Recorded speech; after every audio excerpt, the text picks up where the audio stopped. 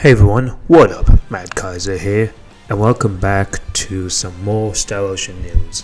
It's been a month since I reported on something, but here we are, and at the final stretch, it seems, as we got what are the last two mission reports for Star Ocean and Divine Force. Now, they obviously have been released way before, but only in Japanese with no translation or what some kind. But now they're brought back in English, and I'm here to report it as we are just now 1 week away from Star Ocean 6's release. So we got the fourth one, which is about a new Pi member, as well as new allies and item creation. While the final one will focus a little bit more on the story, as well as new Pi members, and also the bosses and some battle tips in general. So let's start with Mission Report 4. Now this one, we got a new Pi member in the form of Marielle L. Kenny, who, this blue-haired chick, is the first officer of the Astoria, that same ship that, attacked Raymond's ship and caused them to evacuate.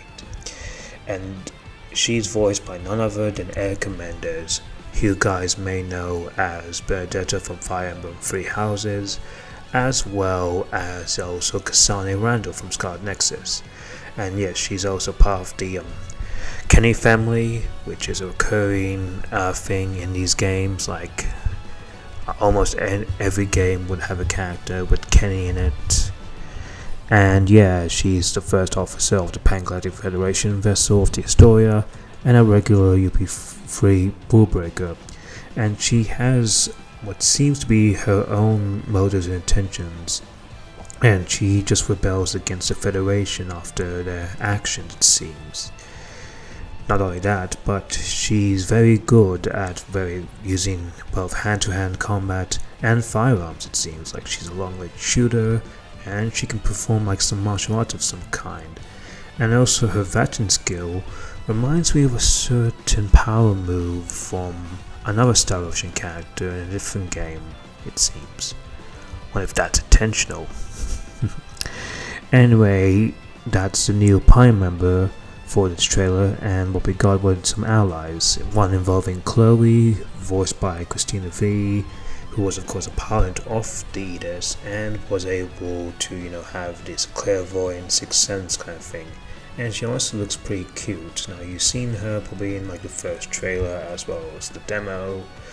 And then we also got a good look at Antonio Lawrence, who is, Raymond's older brother, voiced by Jay Preston, who's the captain of the merchant vessel known as Aldous. And he is, the voice you probably heard in the demo as well. Now, there will be some special events that will occur around all these characters, it seems, throughout the journey. And these events can vary greatly depending on the characters that are involved in this. And these special events does seem to, enrich the overall experience in this game, it seems. And of course, we can't forget the next character to talk about on this list, and that is Welch Vineyard herself. Now, just like Kenny, Welch Vineyard is a recurring character in these games. Like, you could argue she's like the Sid of the Final Fantasy, like she's the Sid of Star Ocean, or even like say maybe Anna from Fire Emblem, and also Ifrid from the Tales series. Now, she's of course a beautiful merchant who, is good of teaching the ways of creating items, and she's voiced by none other than Melissa Font, who actually reprises her role as she voiced her in the remakes of Star Ocean 1 and 2, as well as also voicing her in Star Ocean 5 Integrity and Faithlessness. As for 3 and 4, they had completely different voice actors for her. Now, of course, item creation is a thing in this game, it's a staple of the series. And if you unlock Welch's requests, if you complete all the requests, you are able to create items by finding just random items you get, or just buy them, and you can just use powerful items based on your Pi members experience, whether it's smithing, crafting, all that good stuff, and it involves like weapons as well as just consumables, all that good stuff. Like I absolutely love that, and it seems from the main menu, like it's not since a Last Hope where, from what I can tell, you could only craft items in your ship. Now, of course, I played, first Departure, and I obviously had that in the main menu, but and I'm sure some of the other games would, craft items during exploration. And she seems bubbly. Now, of course, there's also private actions, which I covered in a demo, another staple of the series where you have one-to-one interactions with your Pi members, and you can also even make some decisions that would, sort of impact the game's ending. It seems like this one said here is that you can choose like dialogue options, and it will affect the relationships with the Pi members, and possibly even impact the game's ending. Like Star Ocean games would have like multiple endings, it seems, like whether it's for just the characters or for the game itself, I think. So it's glad to be back, and it's both a mix of like the real-time, and as well as the normal cutscenes they have. There's also this new mini game called Isoa, which is very popular it seems, and of course when I played the demo, when I talked to NPCs, they all talked about this Isoa thing, and it's this checkers board it seems, where you have all these pawns from past Ocean games doing battle against, players, but your goal is to, defeat the opponent by reducing their HP to 0 it seems, and yeah, it looks pretty interesting, and of course, looks kind of fun. I do hope it's not like it's more of an optional mini game, like completely optional, like you don't have to like do this in the main, do this main story to progress.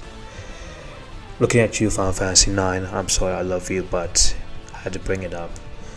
And yeah, you do find these, pawns scattered around, like through the map, like the world map and all that stuff, treasure chests, as well as pre-order them digitally as well, you can get. And yeah, some of them are of course based on past Star Ocean characters, like I see Aramat, I see Mayvel, Tanique, and some of the protagonists and all that stuff. And of course the game also has like side quests, of course, which are basically just, probably gonna be the standard, like fetch quests, all that stuff, like just killing monsters, finding items, delivering all that stuff. Like I don't expect too much if it's gonna impact the story in a way, like I'm not too bothered on it. And of course this game will also have fast travel, because what modern JRPG would not have fast travel, am I right? So like in the later point of a story, you can, go use fast travel on places that you already visited. Now that was for Mission Report 4, and how we get to Mission Report 5, which is the final report, and it's basically a bit more on the story about the whole conflict about the Kingdom of Osiris against the Veil Empire, and then we get to see a bit more on the characters in that, like King Osiris here, who is Letitia's father, and voiced by Matt Mercer, who you probably know as Edge Maverick from Star Ocean 4 The Last Hope.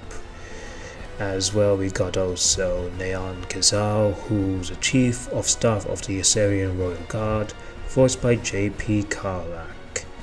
And then we get to the whole leader of the Veil Empire, known as Emperor Boldur. I think that's how you say it. I hope I'm not butchering it. And he's voiced by none other than Todd Haberkorn. Love that guy's work. And yeah, he's basically the empire of this whole, Veil. He's the emperor of, the Veil Empire. It seems that both the Varians and the Pangalactic Federation, both antagonists, are, joining forces with, apparently. And they both are engaging in one big whole war against each other. And the team does seem to get caught up in it.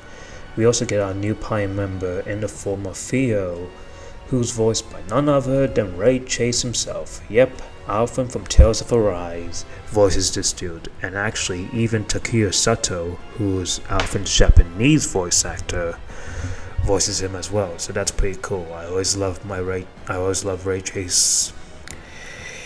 Whenever I play any game, he's always awesome, and he is the commander of the Assyrian Navy, as well as not only the son of Duke Lombard Clemov, but he's also nephew to King Osiris, and he acts like a brother figure to Leticia.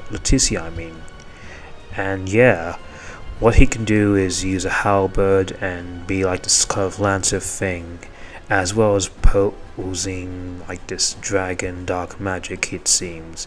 So he's pretty much like a lancer, and yeah, it looks pretty damn cool. Not only that, but his Vatian skill appears to be like this endless barrage of his halberd, which just looks awesome. Definitely looks like a fun character to play. Well, him and Mario.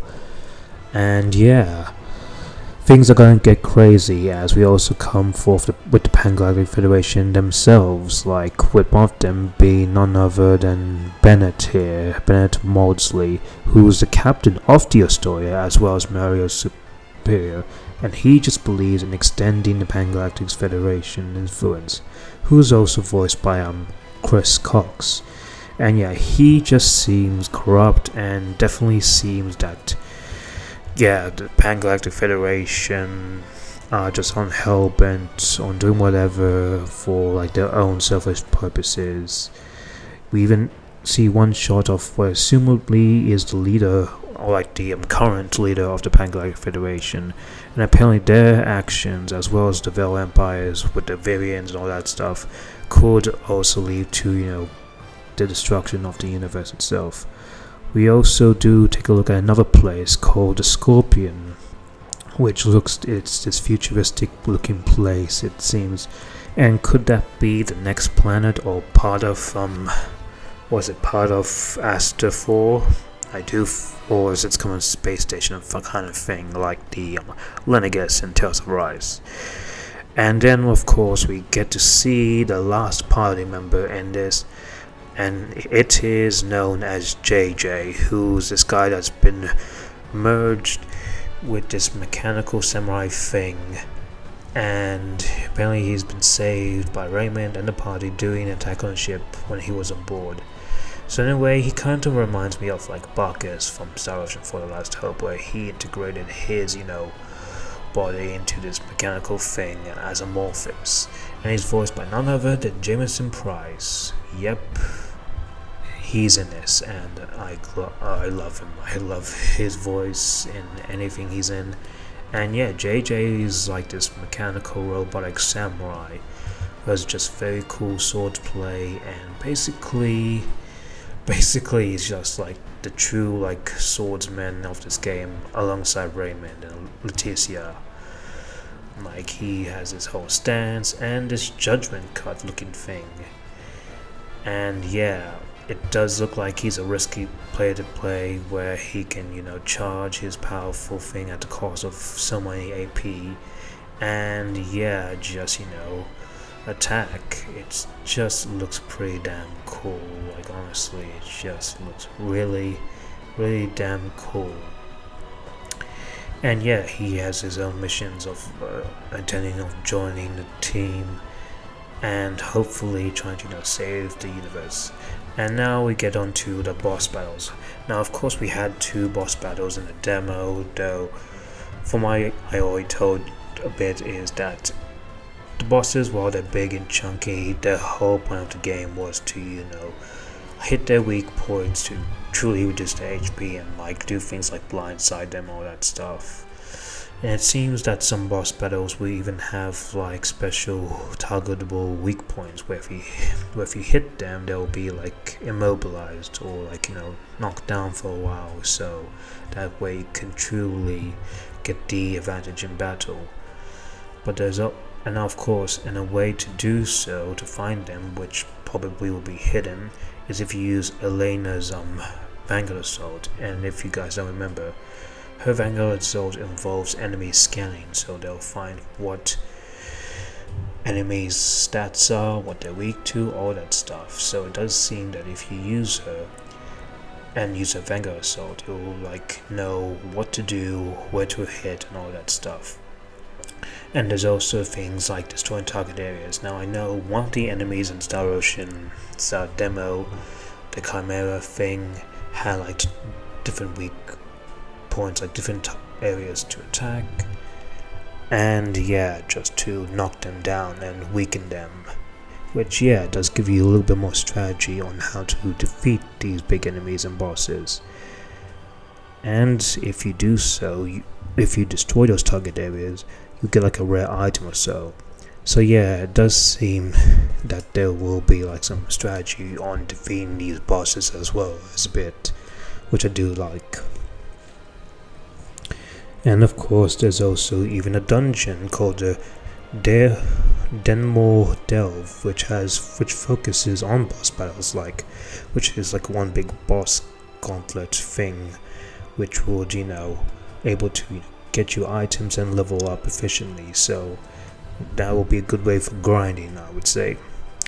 And of course they will give you some battle tips. This trailer would give stuff like how having a well-timed dodge will increase your VA gauge, which was something I failed to mention in the demo, so that's pretty good. And also stuff like if you do a surprise attack and blindside an enemy and kill them quickly, you get special bonuses, which are almost similar to battle bonuses from Star Ocean 3 and 4, where your XP and money is increased if you do that. It's just pretty cool. And anyway, that concludes both trailers, and I'll just say that this game is looking pretty damn good. And there's a demo out, and I played the demo and I absolutely loved it. And currently I have gone into the series now. I've beaten Star Ocean 4 The Last Hope, and I really enjoyed that game. And I'm currently about to finish, hopefully sometime soon, Star Ocean First Departure R. But that's it. And anyway, those are the two trailers, that's the final ones. And that won't be the end of Star Ocean content, because before I do a review of Star Ocean Divine Force, I got one special project next week, and you don't want to miss this. Anyway guys, that's it. Enough for me. That was both the final mission reports. I hope you guys enjoyed them, and thank you guys for sticking around me. So anyway, thanks for watching. So punch that like button, drop that comment, and click that subscribe button if you're new. I'll see you guys in the next video. Mad Kaiser out.